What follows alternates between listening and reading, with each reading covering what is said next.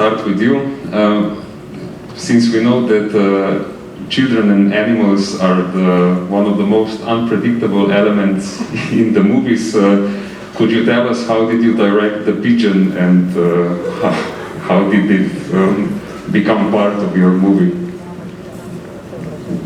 You see, this pigeon hates me, and as much as I want him to stop by shitting on my balcony, he doesn't want to stop no matter what I do. So I used that element in this film, which was actually made for the International Corona Film Festival, but I accidentally made a film about my life. So yeah, I like my couch and I like to play Animal Crossing still. Thank you. The next question is for Christian Kranjc, the director of film The Flood, Potop. So Christian, I know for a fact that a lot of the script and the idea from the film started from a simple image you had of a shellfish found in the mountains. Could you elaborate a bit the idea? Yeah, it was like a scene from a longer movie that never came to be, basically. Man, this mask always makes my glasses like this, but no. Okay. So yeah, no, I was just playing with this idea about mountains and like high in the mountains and deep underwater, and like what will happen, or I mean, anyway, there are seashells or like the remains of it in the mountains. So when the father and son found that I thought would be an interesting kind of a bit mythological background for their personal story. So that was like the idea. Thank you. Could you pass the mic to Nika? Nika, the title of your movie is On Emotions and the Second Law of Thermodynamics. So could we just start with this? Could you say something about choosing this title? Yeah, actually, the movie is based upon the second law of thermodynamics, which speaks of transfer of energy that results in entropy, the decay, and that decay is when we speak of time, we experience this decay. We only know time passes because things fall apart. And apart from this aspect of time, we also have the internal time, our clock, which beats and estimates the duration of time. But this clock is subjugated to emotions. So actually, when we experience intense emotions, time can literally go faster or slow down. So basically, I wanted to show the entropy and how it is affected by our emotions. Thanks. Thank you. So the next question is for Joel Kastelic, the director of the animated film Perje zvonje morja, or The Feathers, the Smell of the Sea. So actually I'll just shoot two questions in at once.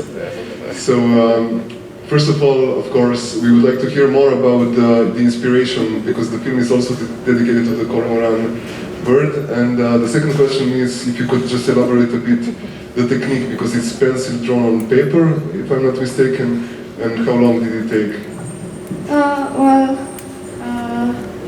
First, yes, I will ask the second question. It took 1/2 of the school year, and then I finished in the summer.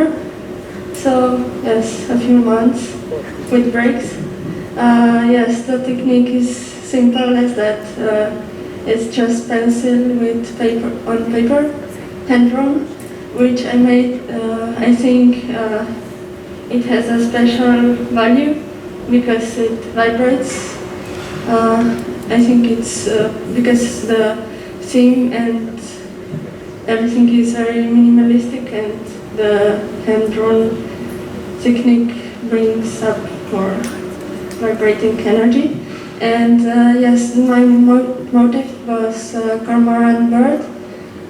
I found this bird very interesting and connecting with us, because also people like cormorants, we sometimes found ourselves between two worlds or two interests, like cormorant, which is a bird living the life of a fish, and I find this connection.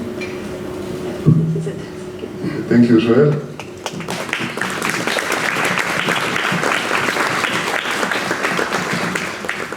And now a question for Lun, who directed the playing.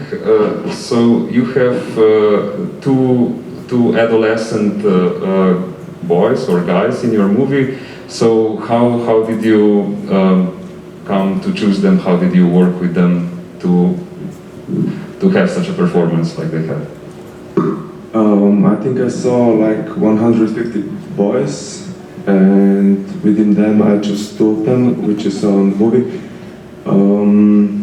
One of them is from Jubilee, and another one is my friend from camera department. He's studying in FAMU. He's now in third year. How I work with them, it was interesting because from the beginning I wanted them to be a friend, but in the process I realized that they cannot be a friend because the difference in the years there is like, he was, the guy in the red t-shirt, he was 20 when we started to shoot, and the guy in the blue shirt, he was about 14 when we started to shoot. So I realized they cannot be a friend. So what happened during the shooting, that there was a connection that, you know, when you have a big brother and you really like him and you somehow adore him, but he doesn't care about you. So this happened during the shooting, and I think this is somehow how the film. So yeah, how I direct them, I actually told the big one, so the guy in the red t-shirt, what is happening, and the guy in the blue shirt follows him somehow. I think that was kind of it. So yeah. Thanks.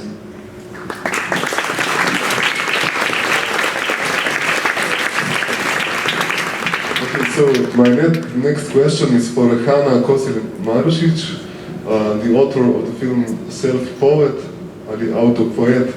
So Hanna, could you say a few words about the use of the elements in your film? So we see several images overlapped, but then again also the sound is overlapping. We hear the song and also the, let's say, this suspenseful running or some kind of anxiety behind it. So it's like this dualism again. Okay, yeah, first of all, I would like to say everything is filmed by a cell phone. So the sound and the images, and also it's edited on the phone, like with many free apps, and then I do every effect in an app and save it, and yeah. I actually started doing this project unintentionally by doing another project which I haven't done. So everything was basically done unintentionally. So there's this, the other project was meant to be a performance with a video in the background, and the video was meant to be this kind of anxiety, darkness, something which combined running through a forest and falling down and getting up and falling down again and getting up all the time, and abandoned buildings, just going into them, and yeah. And then I got the material and I played around a bit, and I always sing in the bathroom and film myself because I don't know, just improvise. And then I made this on my phone and I showed it to my tutors at the academy, and they were really like, yeah, you should use that for a project, it's really good. And I was like, okay, maybe. And then I did the other, first I did the first poem and then the next two. And yeah, so, yeah. the green parts are meant to be something positive, and the abandoned buildings running is meant to be some like anxiety, duality, like we all have this kind of anxiety within us, but still we get up and pretend to run on. Yeah. Thank you. And to conclude with Teja Miholic with her movie So That Humanity Can Survive. So, will humanity survive? No.